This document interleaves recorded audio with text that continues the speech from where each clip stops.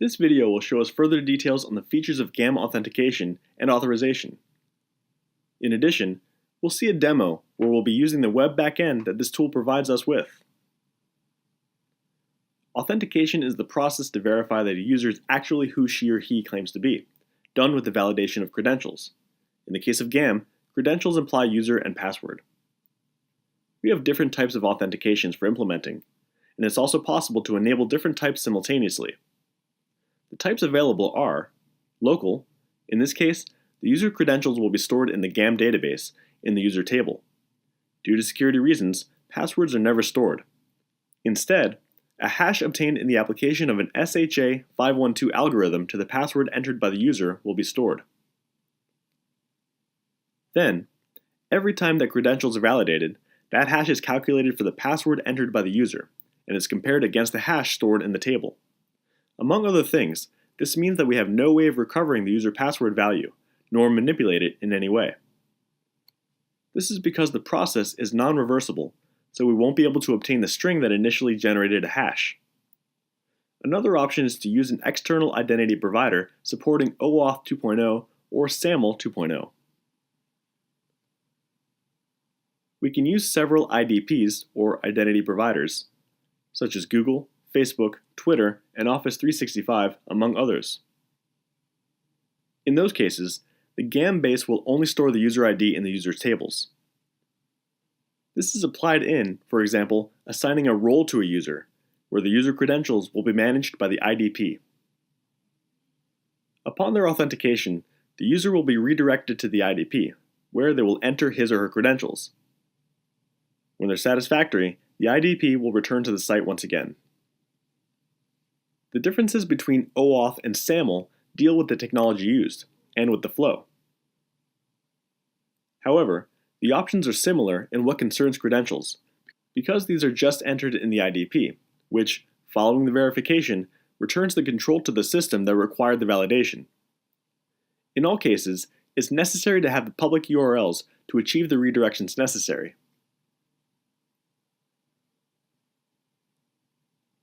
In the case of using external authentication, GAM is set up to interact with an external provider that uses web services or other customized mechanisms. As in the previous case, only the user's minimum data is stored in GAM because the validation of the access credentials takes place in a different system. In these cases, GAM provides us with facilities to map the roles defined in GAM to external roles. We can also use remote GAM because GAM is actually an identity provider itself that will manage the user's credentials. So we can configure an app that uses GAM to validate the user's credentials in another GAM instance that will fulfill the IDP role. For further information on authentication types, you can access our wiki, where you'll find plenty of information as well as use cases and detailed examples. Since part of the GAM authentication mechanism will provide us with two objects, a web panel and a panel for smart devices already programmed, these panels may be customized if desired. Specifically, in the GAM examples folder, we have the folder GAM Front End. And inside this other folder, named GAM SD.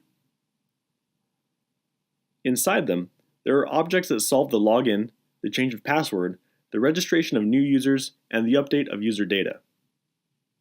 For example, this is the login panel GAM SD Login, which implements events to do the login and the registration of new users. An important aspect in this panel is that in the case of an offline SD app, the panel will have to execute online, meaning that the user must have a connection to the server in order to have access. With GAM, we can also solve the authorization, which implies the process of verifying that a user that was already authenticated has the permits required to perform an action within the system. To this end, GAM has a schema based on user roles. In GAM, each user has one or several associated roles. We'll also have the resources ensured, as well as the assignment of permits on the resources to the roles. The resources that we can ensure are web panels, web components with access through enabled URL, HTTP protocol, for example processes such as reports with an output to PDF, web transactions. Additionally, In this case, we can execute and also customize the insert, update, and delete modes, or provide full access to a transaction, that is, execution in all the modes. In the case of smart devices only apps, the resources to ensure are panels for smart devices, work with for smart devices. In this case, the permit relates to execution, and actions on the transaction are handled on the transaction exposed as business component. Processes or data providers with REST protocol. In the case of offline smart device apps, we'll only have the authentication, because when the app is offline, we cannot keep our permits because, if we modify them, some devices may not be synchronized, so the schema is not viable. As we mentioned, the login panel, GAM SD login, must always execute online. It must be connected to access the device so that the credentials are validated. After the user is authenticated, it can function disconnected until the expiration of the session is initiated. In order to manage all this data, GAM also offers us a web backend that will enable us, as security managers, to administer users, roles, permits, and other configurations in the application, such as authentication types and other configuration parameters. One of the facilities we have with GAM is that, for each application, it'll generate the resources for which permits are to be granted later. In the image, we can see those generated in relation to restaurant. There, we can see that on one side, we have the permits of the restaurant transaction, one for each mode, insert, update, and delete, in addition to execution, and another one indicating full control. We also see that there are resources called restaurant_services that refer to the transition when it's used as business component as exposed as REST. And it's also the prefix used in the object work with for smart devices.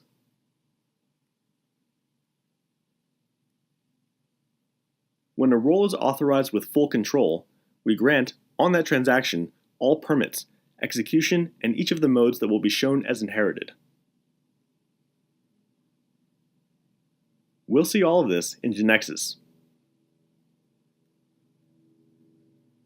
In the previous demo, only the login was requested, both for web and for the SD app, because we kept the default value in the security level that was authentication.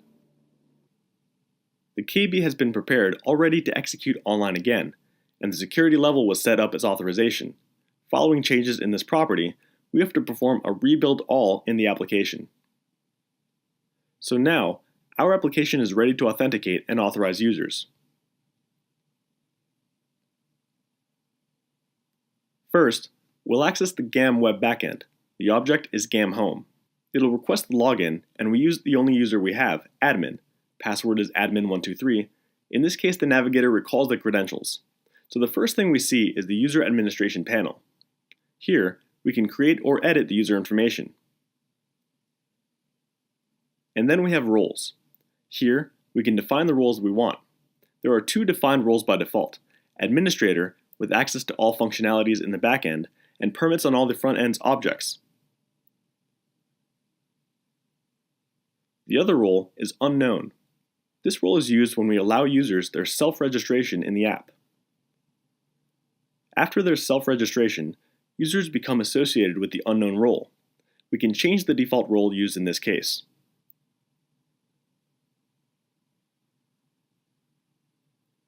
And in this menu, we have access to the whole GAM configuration.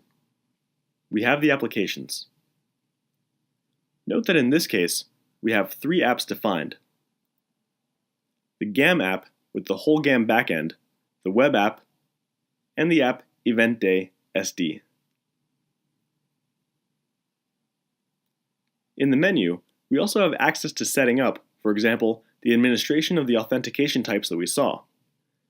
By default, the local authentication is used, but we can add another type with add, and here we select the type we want to add.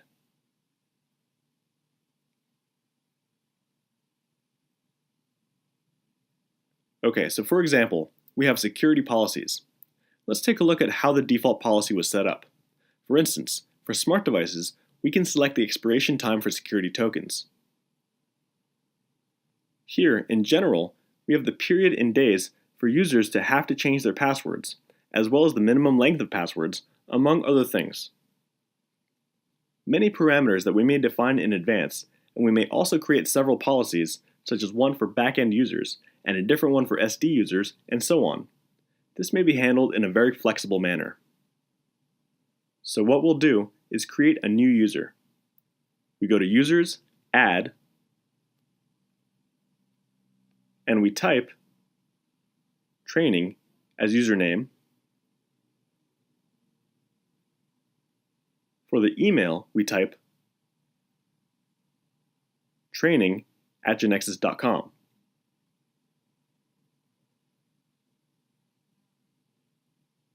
And our password will be training.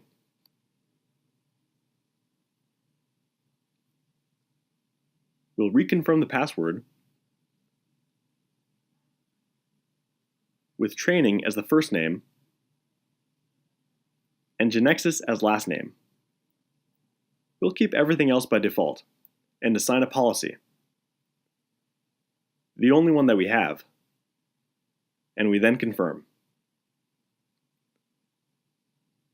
Now we can go to the emulator and access the app with this user. We type training, and user and password are the same.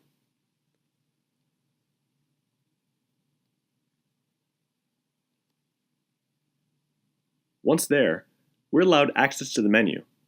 In this case, the menu doesn't require special permits. We'll be able to view it with just the authenticated user. However, if we want to access the options, like speakers, we'll get a notice of non-authorized access. And the same happens with countries. The reason for this is that we set up the app for the authorization security level, and we didn't grant the user any authorization. We just created the user. In fact, we didn't even assign a role to it. So now, we'll create a role.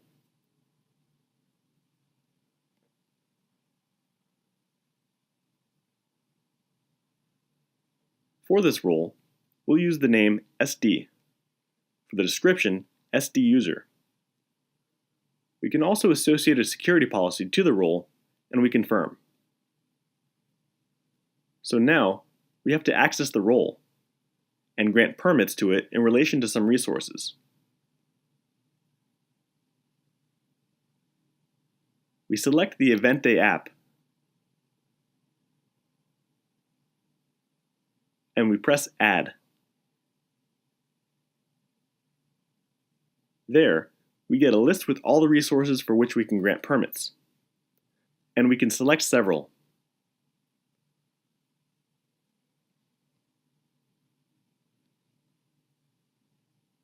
After we select a few, we can press Add Selected to return.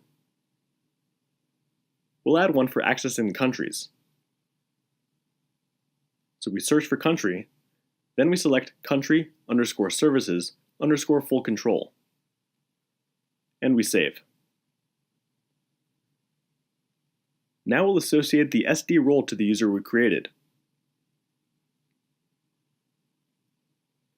We click on the user's name, then on roles, and on the Add Role option, and we select SD. Then Add Selected, and it's done. If we now go to the emulator and access countries, we'll see the list, and we're allowed access in the insert mode as well. But if we go to speakers, where we did not grant a permit for this, we will not be allowed access and will get the non-authorized notice once again. We may want, for example, that permits not be checked for speakers. So, in the Work with Devices speaker,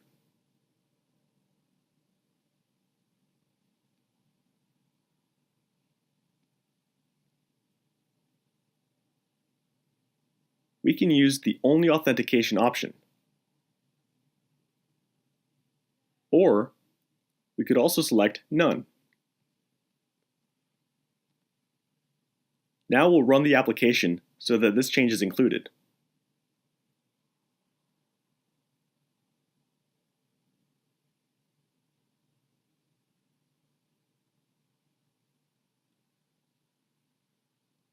We're almost finished. Let's go back to the emulator. And if we now access speakers, we'll see the panel. This was just an example of all the flexibility that GAM provides for administering authorizations. Remember that authorizations are only for online applications. And this is the end of the video.